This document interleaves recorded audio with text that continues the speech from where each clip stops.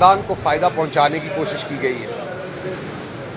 उन अमेंडमेंट्स के ख़िलाफ़ चेयरमैन तहरीक इंसाफ जनाब इमरान खान की दरख्वास्त के ऊपर इस टाइम अदालत में समाअत हो रही है। ये केस है क्या?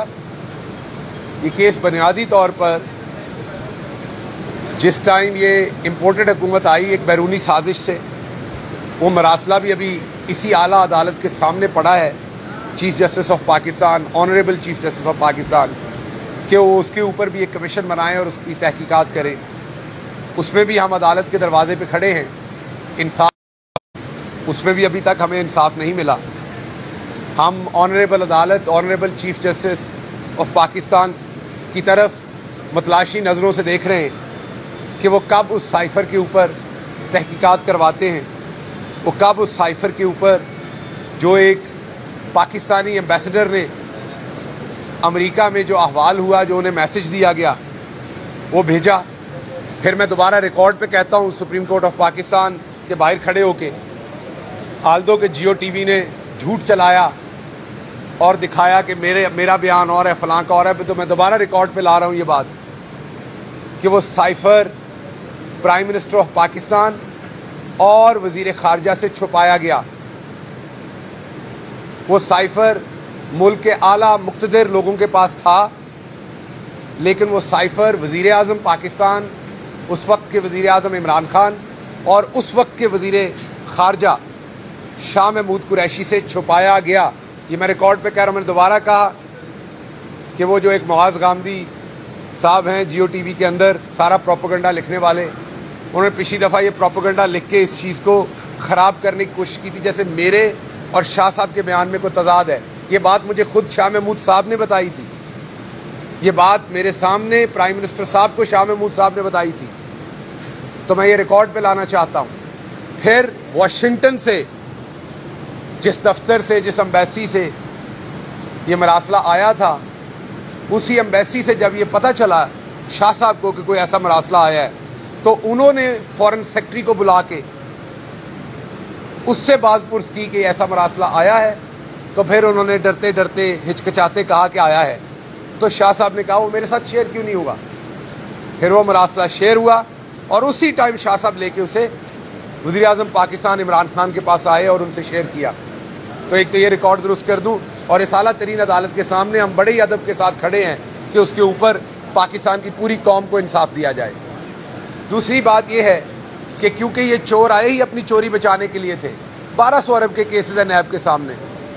एक पटवारी फर्द के ऊपर रिश्वत लेता है, एक कांस्टेबल किसी मोटरसाइकिल वाले से रिश्वत लेता है, एक सहाफ़ी बेचारा किसी से तोहफा वसूल कर लेता है, भले जोड़ा कपड़ों का हो, तो उसके खिलाफ तो रिश्वत की बातें होती हैं। हमारा सहाफ़ी दोस्त सलीम साफ़ी बेचारा बैरून मुल्क एक हुकूमत के पैसों के ऊपर बैरूनी सरकारी हज कर लेता है, उसकी बाज़पुर्स होती है। लेकिन उन्होंने ऐसा कानून बनाया है कि 1200 अरब के केसेस में से 1100 अरब के केसेस इस कानून से ख़त्म हो जाएंगे। और कानून बनाने वाला जो ख़ानदान है, शरीफ ख़ानदान, सबसे बड़ा फ़ायदा उन्हीं को पहुँचेगा कि उनके वो मकसूद चपरासी, उनके वो जो अरबों रुपए, 60 अरब के सिर्फ केसेस शहबाज शरीफ में हैं, जिनमें को 25 अरब का मकसूद चपरासी और वो दूसरे चपरासियों वाला है, कुछ और है। 60 अरब के केसेस सिर्फ शहबाज शरीफ के हैं। फिर नवाज शरीफ, उनकी बेटी, उनके बेटे सलमान शहबाज, फिर ये सारा कुछ चल रहा है। तो बुनियादी तौर पर इन्होंने ऐसी कानून साजी की जिससे नैब इखलाकी तौर पर बंद हो गया। तो मैं इस आला तरीन अदालत के सामने, हमारे वकील ख्वाजा हारिस खड़े हैं, वो इल्तिजा हम कर रहे हैं इंसाफ के लिए। लेकिन अगर किसी वजह से अदालत ये समझती है, हमें तो नहीं लगता कि ऐसा होगा, लेकिन अगर अदालत ये समझती है कि इस कानून को रिवर्स नहीं किया जा सकता क्योंकि ये कानून पार्लियामान ने बनाया और पार्लियामान के काम में नहीं होना चाहिए, तो हाथ जोड़ के जान की अमान पाते हुए अदालत के सामने मैं गुजारिश करूंगा कि फिर आपको अपनी जो जजमेंट है, जो आपने कासिम सूरी की रूलिंग के ऊपर दी थी, फिर उसको भी ज़रा दोबारा से रिकन्सिडर कर लीजिए। हाथ इसलिए जोड़ रहा हूँ कि अदालत का एहतराम करता हूँ, अदालत से जान की अमान पाता हूँ। ये नहीं किसी मेरे जहनों गुमा में भी कहीं नहीं है कि मेरे से कोई गुस्ताखी हो, लेकिन क्योंकि आईन पाकिस्तान मुझे हक देता है कि मैं अदालत के सामने अपना मुद्दा रखूं, कौम के सामने रखूं, तो मैं ये कहता हूं कि अगर बात यह है कि ये कानून पार्लियामेंट ने बना दिया और ये बात पार्लियामेंट के अंदर होनी चाहिए, तो फिर उस रात भी पार्लियामेंट ने डिसाइड किया था, उस रात पार्लियामेंट में बैठी हुई मेजॉरिटी ने डिसाइड किया था जो गवर्नमेंट थी, तो फिर उसको भी जरा बराए मेहरबानी उस फैसले को भी रिकंसिडर कर लीजिए। फिर अगर पार्लियामान को अगर हमने फौकियत देनी है तो फिर पार्लियामान को ही फौकियत दे देते हैं कि पार्लियामान के फैसले पार्लियामान ने करने। एक बात। दूसरी बात, हम बहुत जल्द एक पिटीशन ला रहे हैं अदालत में। आज राणा सनाउल्लाह ने आपके सामने एक स्टेटमेंट कल दिया है कि अगर 5 मेंबरान मैंने गायब कर लिए तो फिर वजीर आला कौन बनेगा। तो मैं राणा साहब आपको बताना चाहता हूं, आपको और अता तारड़ को ये लगता है कि पुलिस को अपने नीचे लगा के उस पुलिस के थ्रू अपने मुखालफीन के ऊपर तशद्दुद करके इसमें बंदा कोई बहादुर बन जाता है, कोई इसमें बड़ी मर्दानगी आ जाती है, तो आप बड़े बेवकूफ़ और बुज़दिल हैं। पुलिस तो आप 22 को हमारे नीचे होगी, इसका मतलब हम भी आपके साथ वही करेंगे? नहीं, हम आपके साथ वो नहीं करेंगे, ना अता तारड़ के साथ करेंगे ना आपके साथ करेंगे, क्योंकि हमारे लीडर की तरबियत डिफरेंट है। आप करप्शन करेंगे, आप ज़रूर जेल में जाएं, जुर्म करेंगे ज़रूर जेल में जाएं, लेकिन ये मेरा वादा है कि अगर आपको किसी सियासी वजह से जेल में डाला जाएगा तो शहबाज गिल खड़ा होगा, बात करेगा और कहेगा कि इस बंदे को अभी बाहर निकालें। और मैं ये तब कह रहा हूं जब हम वापस पावर में हैं पंजाब में, अल्लाह के करम से। हम जब जब पावर में होंगे हम आपको इंसानियत दिखाएंगे, हम आपको दिखाएंगे बहादुर कौन होता है। ये जो आप हरकतें करते हैं ये बुज़दिलों वाली हैं। अगर आप में इतनी जान है तो अकेले आ जाए सामने, किसी कुश्ती के मैदान में आप और मैं उतर जाते हैं, पता लग जाता है। वो जो हमारा डेंटोनिक के इश्तिहार वाला भाई है, अगली बात नहीं कहता, अदालत के हाथे में खड़ा हूं, जो हमारा डेंटोनिक के इश्तिहार वाला भाई है, उसको बड़ी अपने ऊपर नाज है, तो वो भी आ जाए अखाड़े में। कल्ले नू मैं कल्ली टकरी, मेरी जेब लड्डुआ ने पाड़ी। अब जिनको पंजाबी नहीं आती वो सही है, हमारी एक जरबल मसल है, किसी पंजाबी से पूछ लीजिएगा। सो जरा कल्ले नू कल्ला वजला तारड़ पता लग जाए कौन बड़ा जट है दोवां दे विचों। बट जट कदी भी जो पंजाब की सकाफत है उसमें अगर 20 कुत्ते एक शेर पे छोड़ दो या 50 कुत्ते एक शेर पे छोड़ दो तो कुत्तों ने कुत्ता ही रहना है और शेर ने शेर ही रहना है। तो मेरे डेंटोनिक वाले भाई, आप वजीर दाखिला बन जाओ, आप वजीर दफा बन जाओ, आप जो मर्जी बन जाओ, आपकी औकात यही है कि आपने पुलिस इस्तेमाल करके मुखालफिन को नीचे करना है। हमारे पंजाब में इसको इज्जत की निगाह से नहीं दे, केपी में तो ये किया ही नहीं जाता और केपी में आज तक नहीं हुआ। वहां की सकाफत तो इतनी तगड़ी है कि केपी ने तो आज तक एक दूसरे के मुखालफिन के साथ ये नहीं किया। हाँ, ये करते आए हैं क्योंकि ये गलीज है अंदर से, पहले भी करते हैं, हुकूमत मिली की, लेकिन हम आपको बार बार दिखाएंगे कि हम ये नहीं करेंगे। आपने किया, अब दोबारा आपको दिखाएंगे कि आप नहीं करेंगे आपके साथ। तो आप खुल के चीखे मारे, चिल्लाएं, पिटें, जो मर्जी करें, बयान दें, लेकिन आपके खिलाफ हम सियासी विक्टिमाइजेशन कहीं पे भी नहीं करेंगे। ये आपसे वादा है, क्योंकि ये इमरान खान की तरबियत है। अब मैं आता हूं वापस राणा सनाउल्लाह पे। एक तो ये कल से 2 बयानिए बनाए जा रहे हैं, एक के इलेक्शन बड़ा साफ शफाफ हुआ, दूसरा अवाम ने और मुस्लिम लीग नून ने लोटों को मुस्तरद कर दिया, इसलिए हम हारे। ये बयानिया दिया जा रहा है, दोनों झूठ हैं, दबा के धांधली की है। इलेक्शन कमीशन का अमला भी उसमें मुलव्वस है, उसमें पुलिस मुलव्वस है, उसमें पंजाब की ब्यूरोक्रेसी मुलव्वस है, उसमें तमाम हुकूमती मशीनरी मुलव्वस है। हर हलके में 10 से 20 हज़ार की वोटिंग की स्टफिंग हुई है। एक तरफ अपने मुंह से कह रहे हैं कि हमारी मुस्लिम लीग नून और अवाम ने लोटों को एक्सेप्ट नहीं किया, यह बयानियां दे रहे हैं। दूसरी तरफ वो 50-50 हज़ार वोट ले रहे हैं। अब बात समझ रहे हैं? तो वो वोट कौन डाल गए हैं? हम यही बता रहे हैं कि अवाम ने वाकई उनको एक्सेप्ट नहीं किया, लेकिन ये रिगिंग हुई है। और वैसे अगर मैं उन लोटों को देखूं, हैं तो बेचारे बुरे, वो बेज़मीर हैं, अवाम ने रिजेक्ट कर दिया, लेकिन उनको मैं देखूं तो किसी भी दिन उनकी जो शक्ल है, उनकी जो करतूत है, वो खुदा की कसम शरीफ खानदान से बेहतर है अभी भी। तो अगर आपको ये लगता है कि लोटो को एक्सेप्ट नहीं किया तो शरीफ खानदान को तो अवाम बिल्कुल ही एक्सेप्ट नहीं करेगी, क्योंकि इन लोटो ने को 2, 4, 5 करोड़ लेके अपना जमीर बेचा है। आप लोगों ने तो अरबों रुपए इस कौम के खाए हैं। तो राणा साहब, आपको मैं सिर्फ इतना बताना चाहता हूं, आप अल्लाह की लाठी बेआवाज है, आप बेइज्जत हो चुके। अब 5 मेंबर गायब करें, आप मजीद बेइज्जत होंगे। अब 10 मेंबर गायब करें, आप मजीद बेइज्जत होंगे, क्योंकि अब अल्लाह ने जो आपकी रस्सी आज़ाद छोड़ी हुई थी ना, वो आपको इक़्तिदार दे के अल्लाह की ज़ात ने देख लिया। आज डॉलर 221-222 रुपए पे बिक रहा है। IMF हो चुका।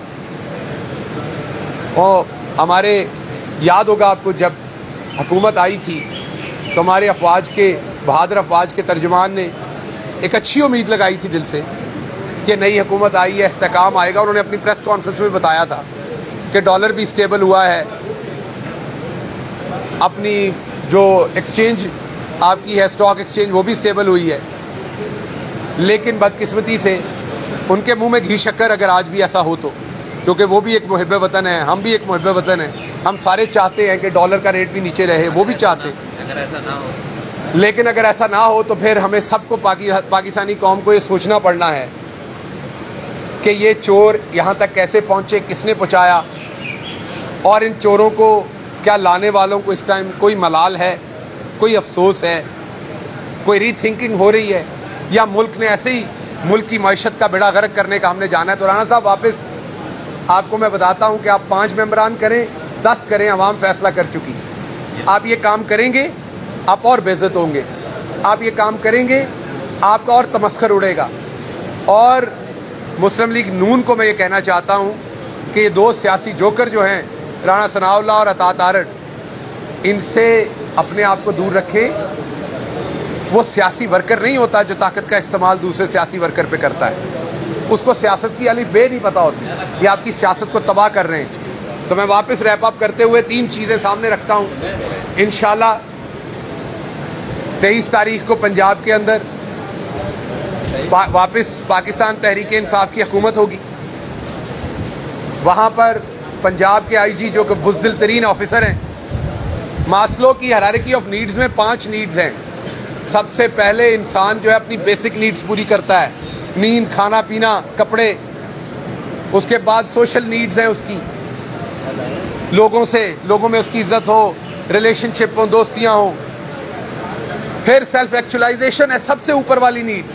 जब आप किसी प्रोफेशन में ऊपर चले जाते हैं तो आप कुछ ऐसा करना चाहते हैं कि आपको सदियों तक नहीं तो चलो अशरों तक याद रखा जाए। खुदा की कसम, जब मैं कसम अल्लाह की खा के कहता हूँ, जब मैं मुजफ्फरगढ़ की उस हवालात में बंद था और वहाँ के DPO को अता तारड़ डायरेक्ट कह रहा था कि इसको किसी से मिलने नहीं देना, इसको पानी नहीं देना, इसके करीब नहीं जाने देना, तो वहाँ पे खड़े हुए कांस्टेबल, ये मैं मुहावरतन नहीं कह रहा, वहाँ पे खड़े हुए कांस्टेबल के अंदर ज़्यादा ईमान था, ज़्यादा गैरत थी, ज़्यादा शर्म थी कंपेयर टू राव सरदार साहब। वहाँ पे कांस्टेबल खड़े ने वो गैर कानूनी हुक्म नहीं माना और मुझे पानी पहुँचाया, क्योंकि उसमें इंसानियत थी। लेकिन राव सरदार ने किसी किस्म की इंसानियत नहीं रखी, किसी किस्म का प्रोफेशनलिज्म नहीं रखा। और आज जैसे मुअज़्ज़ज़ अदालत ने भी कहा कि पार्लिमान के फैसले पार्लिमान में होने हैं, तो मैं मुअज़्ज़ज़ अदालत से हाथ बांध के पूछता हूँ कि फिर जो पंजाब की पार्लिमान में जिस तरीके से पुलिस ने तशद्दुद किया अंदर जाके, ये राव सरदार ने जिस किस्म की बेशर्मी की, उसका हिसाब किसने देना है? क्या वहाँ पार्लिमान के अंदर पुलिस जा सकती थी? फिर उसको भी वापस कीजिए। फिर मेरा दूसरा सवाल है, जो यहाँ की पार्लियामेंट के अंदर हुआ, फिर उसे भी हमें रिवर्स करना पड़ना है, मैं जान की अमान पाऊँ तो।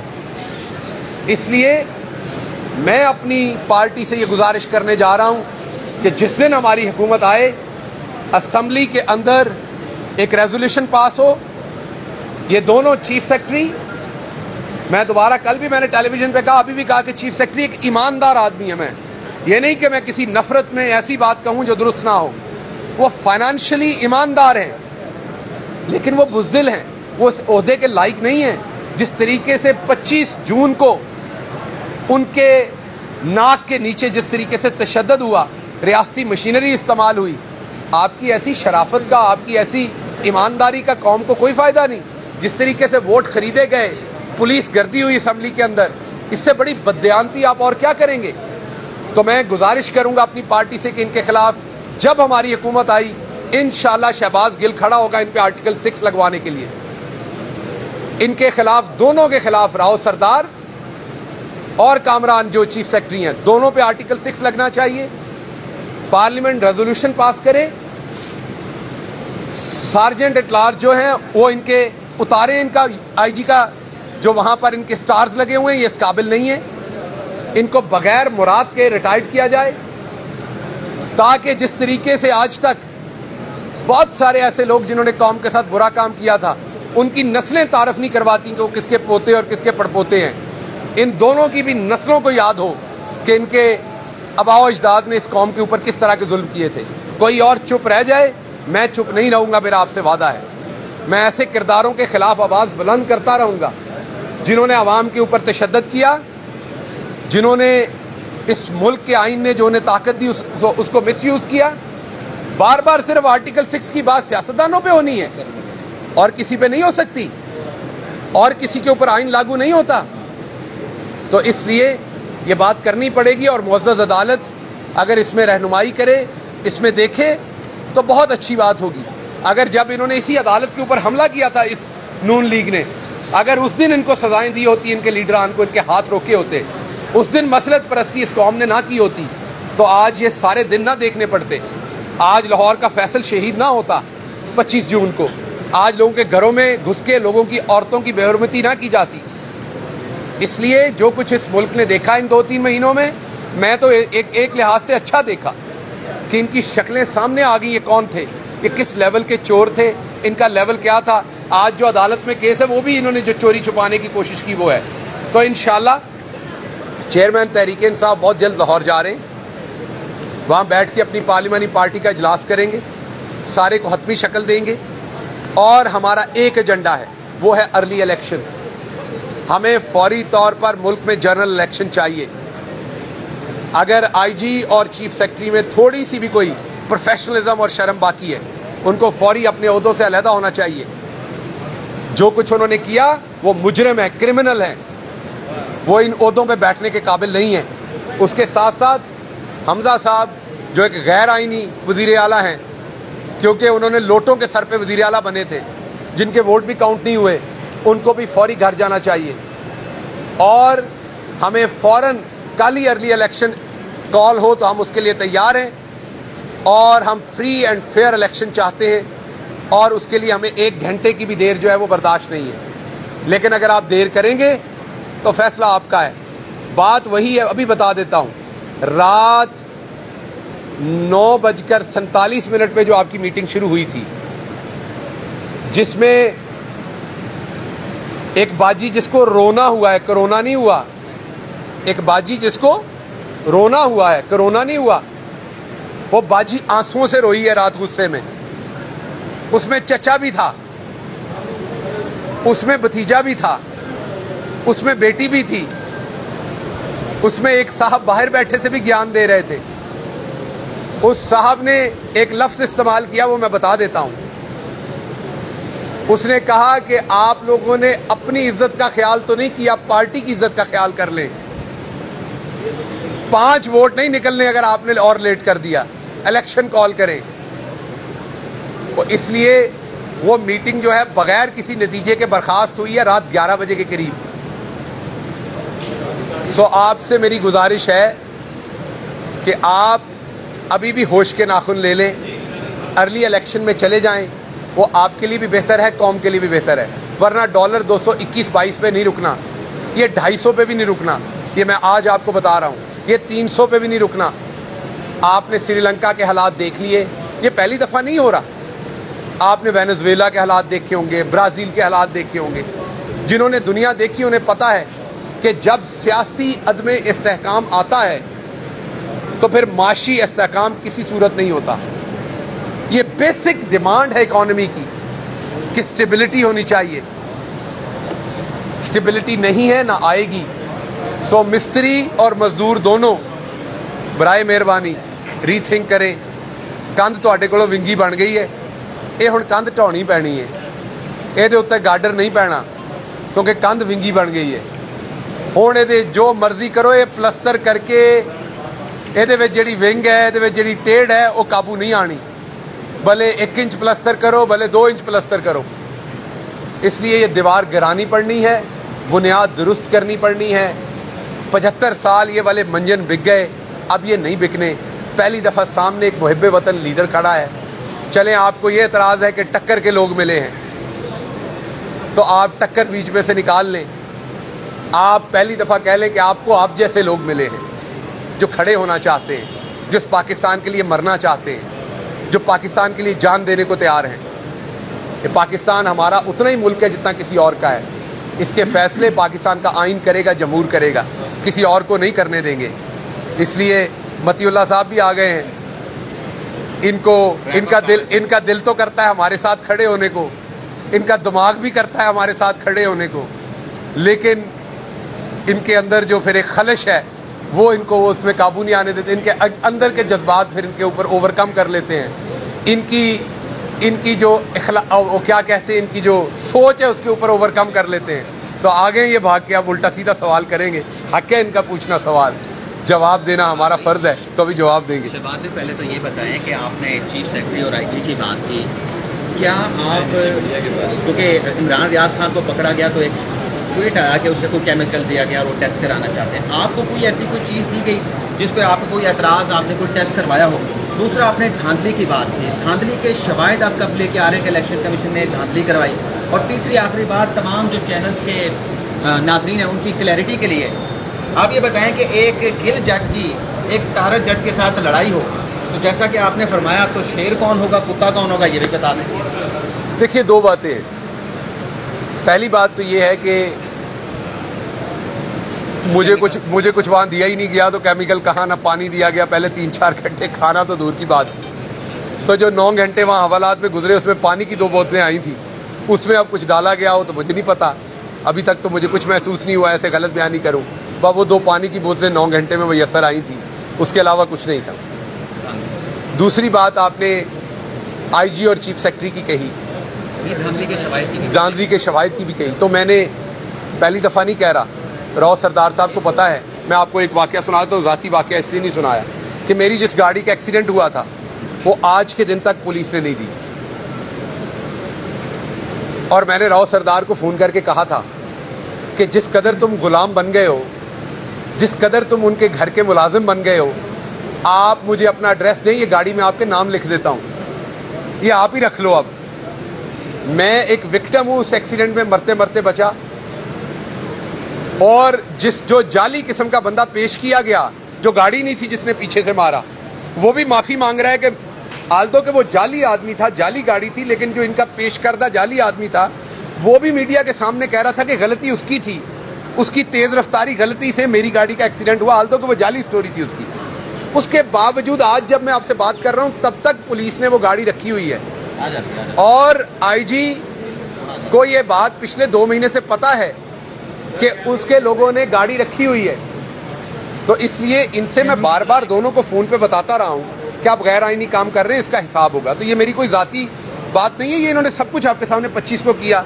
जो धांधली हुई इसके शवाहिद यही बड़े हैं कि जिनको आज मांगने पे कोई सालन नहीं देता, उनको 50-50 हज़ार वोट मिले हैं। वो बेचारा पिंडी वाला जो इन्होंने हमारा लोटा था, उसके बंदे नहीं।